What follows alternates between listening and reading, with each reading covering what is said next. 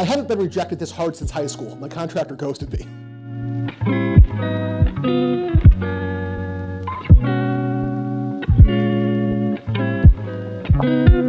Last time you saw me here, we had found a contractor, we went out to the property, looked at the entire thing, and we thought this was going to be a much bigger project than we initially anticipated.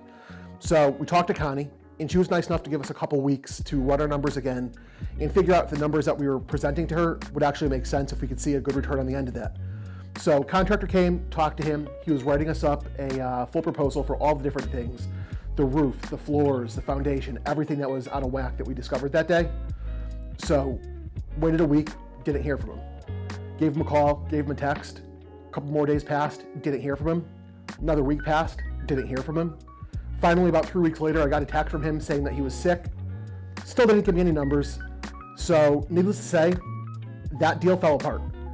Connie was great, she was patient, but at the end of the day, she had to move on. Her crew became free, and I think she decided to just take the house on herself and do her own rehab on it. So now we're left kind of at square one. I have no deals in the pipeline. I have no contractor that worked for me. And 2023 is a fresh start. But the one thing that I do have that I didn't have last year is about 6 months worth of knowledge. And I think that's going to help us expedite this process now. And a lot of the lessons that I learned along the way are going to be huge. Now I know how to find properties a lot quicker. I know what I'm looking for when I go out to them. And the one thing that I know really well now is relying on third parties is going to always carry an inherent risk.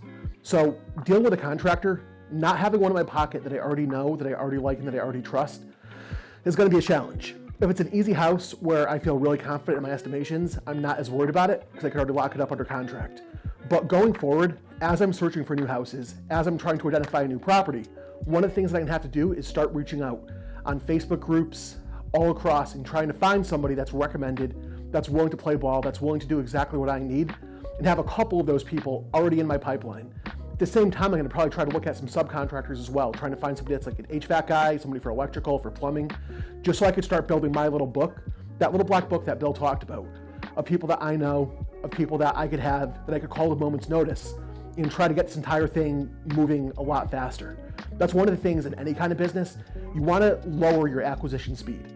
So the more you know, the more you can tighten that up, the more you can reduce the inefficiencies, and then you can start to create a machine. While I don't have something under contract, instead of taking 6 months to get to that point, I feel like I could probably get to that same point in about a month, maybe 45 days. So stay tuned and see if I could actually do that, because we're going to try like hell.